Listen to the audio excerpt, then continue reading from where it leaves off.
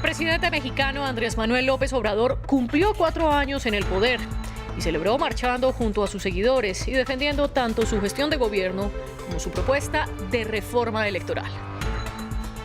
Cuba votó en sus elecciones municipales para elegir a más de 12.000 delegados. Mientras el gobierno defendió los comicios, diciendo que mostraban la fortaleza electoral, la abstención fue una de las protagonistas. Y hablando de protagonistas, este lunes en el Mundial de Qatar van a disputarse los partidos entre Portugal y Uruguay, además de Brasil, que se enfrenta a Suiza para jugarse el paso a octavos de final si alguno de los dos gana. Ampliamos desde Doha con nuestros enviados especiales.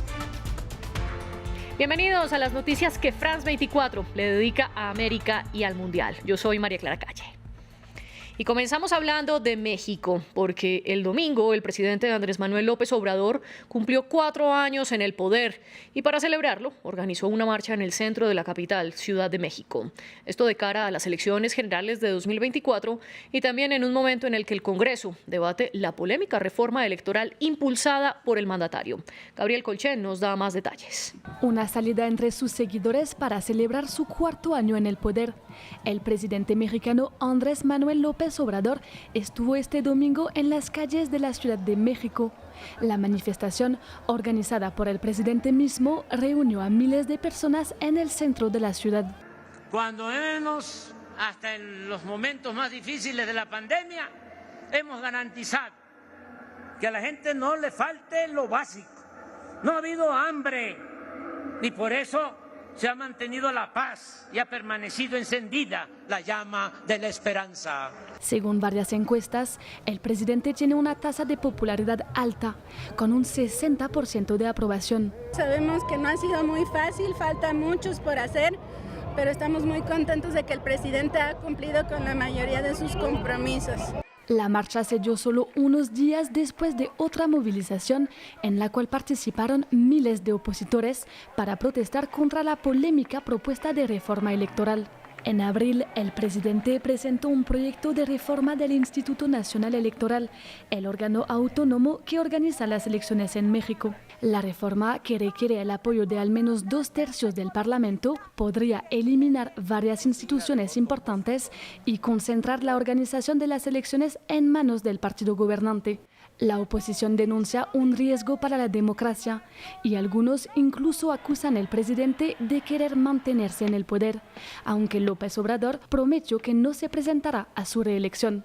México celebrará elecciones generales en 2024. Según la Constitución, el presidente puede ejercer un solo mandato. $1.700 millones es lo que destinará Canadá a su estrategia para contrarrestar el poder de China en el Indo-Pacífico. El país americano lanzó su plan de 26 páginas, en el que aspira a fortalecer sus relaciones en la zona donde hay 40 países.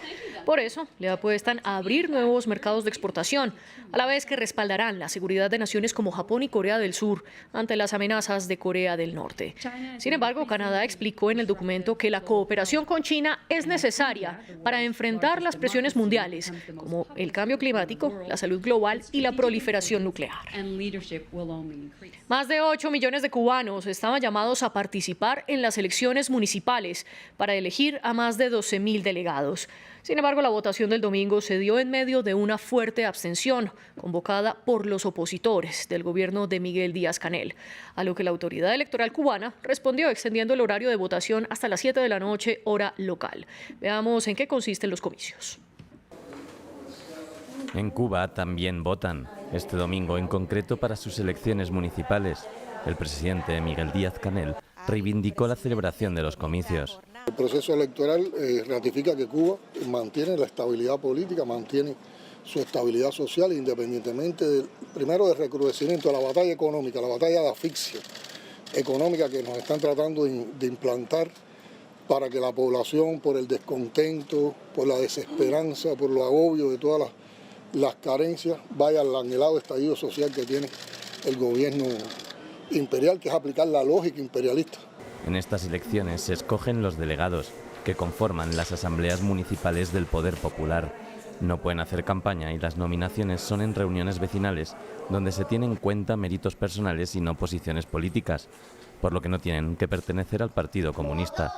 Entre sus funciones, la gestión directa de problemas y quejas en las comunidades, además de proponer el 50% de los candidatos a las asambleas provinciales y al Parlamento, elección legislativa que tendrá lugar en 2023.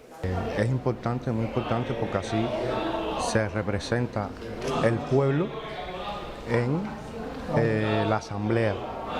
La oposición, sin embargo, había pedido a la ciudadanía la abstención. Denuncian que se les ha impedido en gran medida participar en unas elecciones marcadas por la grave crisis económica que vive Cuba. Y precisamente en medio de esta crisis económica, Cuba recibió un alivio, pues China acordó reestructurar la deuda que tiene el país latinoamericano y proporcionar nuevos créditos comerciales y de inversión. El ministro de Economía de Cuba, Alejandro Gil, agregó que el gigante asiático además donó $100 millones para ayudar a la isla a hacer frente a la escasez de productos básicos y a la crisis energética. No se conoce el monto específico de la deuda de los cubanos con China. Sin embargo, la isla dijo en 2019 que su deuda externa era de $19.600 millones. Ahora pasamos a las noticias del Mundial de Fútbol en Qatar. Este lunes habrá partidos interesantes como Portugal contra Uruguay o Brasil ante Suiza. Desde Doha, nuestro enviado especial Juan Pupiales nos da el panorama. Termina la segunda fecha de la fase de grupos de este Mundial de Qatar 2022. Tenemos actividad en el grupo G y el grupo H. Por el grupo G, Brasil se mide contra Suiza para poner a prueba su favoritismo sin Neymar.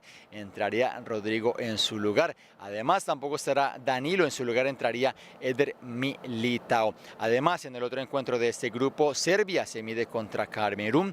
Duelo de necesitados en este partido. Ambas selecciones comenzaron con derrotas sondadura en esta cita mundialista, y una nueva derrota los pondría casi que fuera de esta Copa Mundo. Con Serbia todavía no sabemos si finalmente veremos tanto a Vlahovic como a Mitrovic como inicialistas en ese encuentro. En el otro grupo del día, que es el grupo H, también tenemos actividad de un equipo latinoamericano. Hablamos de Uruguay, que se mide contra Portugal en el duelo que va a cerrar la jornada de este lunes. Se habla de cambios en la medular de los charrúas. Entrarían ya sea Jordan de Arrascaeta o Nicolás de la Cruz para este partido crucial contra Portugal, en el que no estará con la selección lusa Danilo Pereira lesionado. Se especula con que podría ser Pepe.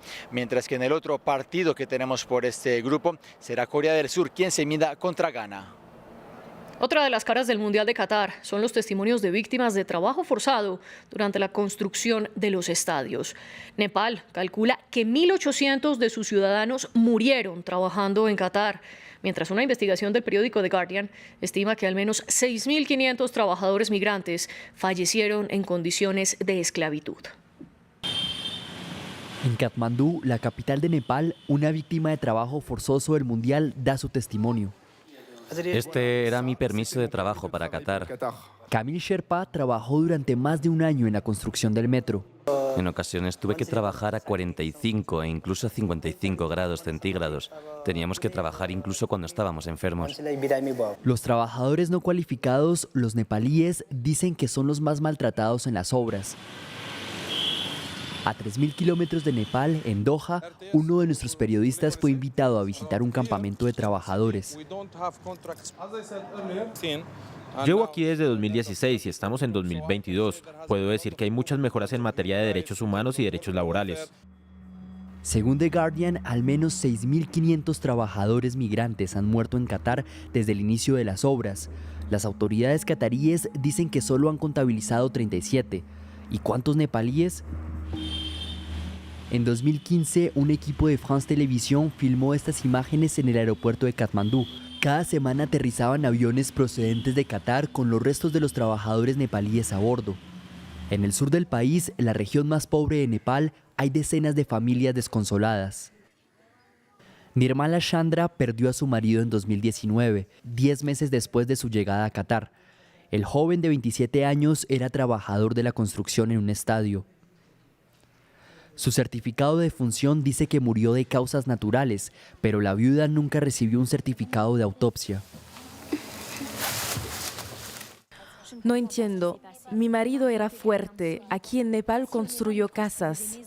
Según las autoridades nepalíes, 180 de sus nacionales han muerto cada año en Qatar desde que se concedió la Copa del Mundo. Y así terminamos las noticias por ahora, pero los invitamos a que sigan conectados con nuestra señal y con nuestra página web france24.com.